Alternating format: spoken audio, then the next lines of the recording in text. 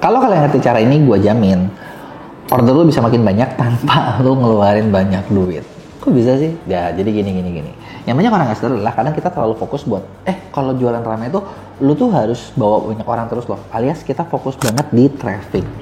Nah, dan kita sering lupain satu hal ini, yaitu konversi. Konversi itu apa sih? Berapa persen orang yang ujung-ujungnya order. Nah, kenapa gue bilang konversi ini juga penting? Karena gini, kalau lu ngerti cara buat ningkatin konversi, nah, gue yakin lu gak usah tambahin traffic, orderan bertambah. Benar nggak? Maksudnya gimana? Maksudnya gini. Sekarang gini, teman-teman bayangin, teman-teman satu hari punya dalam satu bulan punya 10.000 traffic pengunjung ke toko, TikTok Shopnya. Kita punya 10.000 nih. Konversi kita cuma 1%. Dari 10.000 artinya kita bakal punya order 100. Lumayan. Tapi kalau konversi kita bisa naikin jadi 2%. Angkanya nggak gede ya. Tapi itu ordernya jadi 200. Tanpa kita perlu effort ngapa-ngapain. Benar nggak? Nah, terus gimana nih cara ngelihat konversi kita kayak gimana cara kita jualannya gitu kan. Nah, di sini, ini nih yang kita mau evaluasi gitu ya. Nah, caranya kayak gimana? Nah, sebenarnya caranya simpel banget. Nah, pertama kita harus tahu dulu konversi teman-teman ada di mana. Cara paling gampang nih teman-teman lihat Shop Tokopedia, Seller Center. Di sini itu dia ada bagian produk. Di sini ada bagian produk ya. Di sini analitik ada bagian produk. Nah, ini diganti ke 28 hari terakhir, udah gitu kita lihat. Nah, ini contohnya nih. Nah, ini yang gue jadiin contoh di sini adalah buku. GMV-nya 73 juta. Dibilangin gede banget, enggak, lumayan lah ya. Ini lagi turun. Jadi kalau sebelumnya bisa sampai 100 juta per bulan, ya kalau puasa kalau buat jualan satu buku lumayan lah ya. Nah, yang di sini adalah kita bisa lihat nih. Nah, ini adalah traffic shop tab-nya. Gitu ya. Nah, traffic shop tab-nya kayak gimana? Nah, di sini kita harus tahu dulu nih kondisinya. Jadi pertama, ini tuh produk ini dalam satu bulan itu muncul 107.000 kali. Terus udah gitu tayangan page view-nya 2.300, yang artinya dari 100.000 ke klik tayang itu 2,8%. 2,8% besar nggak gitu loh. Nah, kalau menurut gua ini cukup lumayan karena kenapa? Artinya ketika orang lihat 100 orang, 2 orang, hampir 3 orang klik. Gitu ya. Ini angka yang lumayan lah, cukup lah. Gitu. Nah, kedua adalah tayangan halaman unik dan yang jadi orang beli. Nah, di sini kan berarti kayak orang yang ngelihat berapa orang nih totalnya? Oh, yang lihat tuh 1.900 yang unik. Nah, kenapa tayangan halangannya 2.800? Artinya kan ada orang yang lihat lebih dari sekali. Nah, dari 1.900 yang jadi order 49 pelanggan produk nih. Artinya 2,5% lagi beli. Nah, inilah tingkat konversi. Inilah sesuatu yang harus kalian tahu. Kenapa? Seperti yang tadi gue bilang, kalau lu 1% artinya 100 orang lihat, 1 beli. Kalau 2,5% artinya 100 orang lihat, 2,5 beli. Gitu kan. Nah, sekarang gimana cara kita memperbaiki atau meningkatkan ini?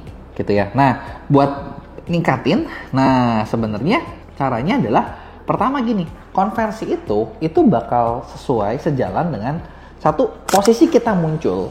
Contoh gini, teman-teman jualan gamis, munculnya tepat nggak? Kalau munculnya nggak tepat, udah pasti konversi nggak tepat. Nangkep dulu ya. Posisi kita muncul di mana, bersaingan dengan siapa. Kedua, kalau ngomongin promosi atau konversi, itu pasti bakal sesuai juga dengan produk yang kita jual. Harganya fit atau enggak? Kebayang nggak? Nah, meskipun harga itu bukan sesuatu yang utama, tapi harga juga ngaruh dong. Bener nggak? Nah, gimana cara ngelihat harganya? Nah, di TikTok itu ada bagian diagnosis harga. Nah, di sini nih, di bagian produk. Nah, di sini teman-teman lihat harganya kurang kompetitif atau enggak? Atau udah kompetitif? Kalau udah kompetitif, ya udah, nggak masalah. Gitu kan, dengan manfaatnya dapat apa nih? Kayak di sini ya.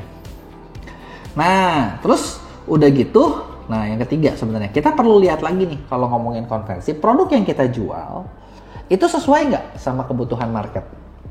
Cocok nggak? Dari mana ini ngelihatnya? Nah, ini ngelihatnya dari ulasan.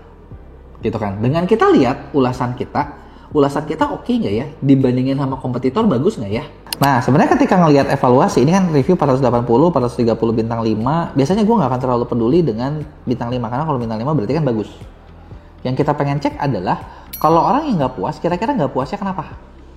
Gitu kan. Nah, contoh nih kayak gini nih. Nah, ini ada nih, kebenaran dia dapat cetakannya nggak bagus.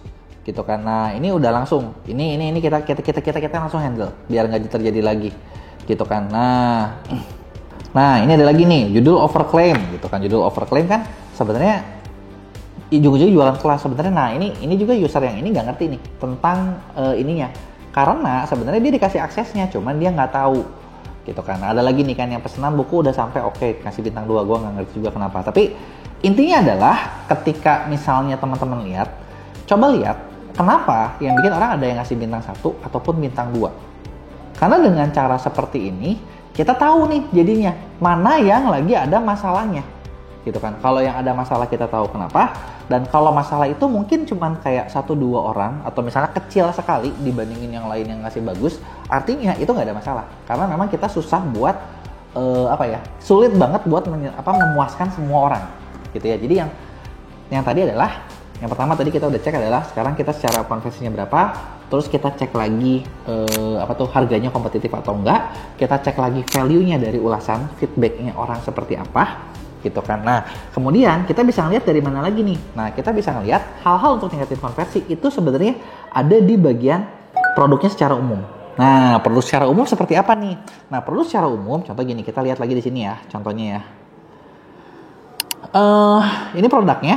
Nah, ini kan judulnya, gambarnya. Nah, dari gambar ini, teman-teman perlu sadar adalah ini, buku ini sudah mewakilkan belum semua USP yang mau ditampilkan. Kalau bukunya sudah mewakilkan semua USP, yang produknya semua USP yang mau ditampilkan, artinya teman-teman cukup sampai sini.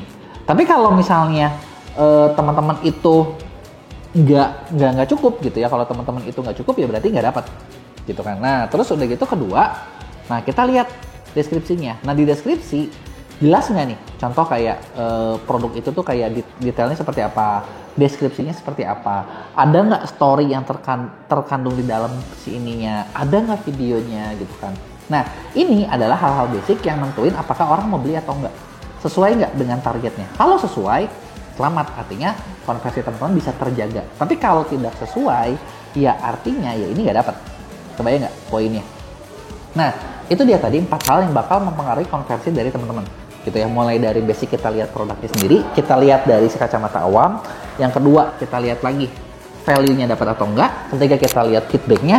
Keempat, kita lihat harganya gitu, kompetitif atau enggak. Nah, kalau hal ini udah benar, sebenarnya produknya teman-teman harusnya cukup stand out. Nah, kecuali ternyata ada satu hal yang bisa bikin konversi kita jeblok.